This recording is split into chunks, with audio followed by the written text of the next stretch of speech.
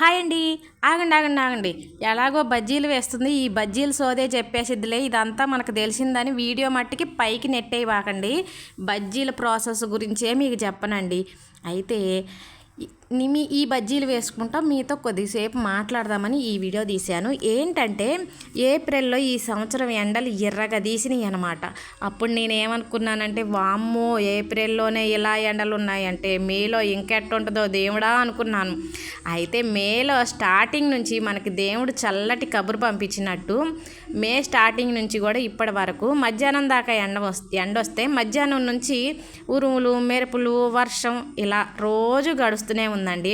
అందువల్ల వర్షం పడుతుంది కదా అని వేడివేడిగా బజ్జీలు తినాలనిపించి ఇలా బజ్జీలు వేస్తున్నాను. అయితే మీలో ఎంతమందికి వర్షం పడేటప్పుడు వేడివేడి టీ కానీ వేడివేడి బజ్జీలు కానీ తినటం ఇష్టమో నాకు కామెంట్ రూపంలో చెప్పండి. బాయ్.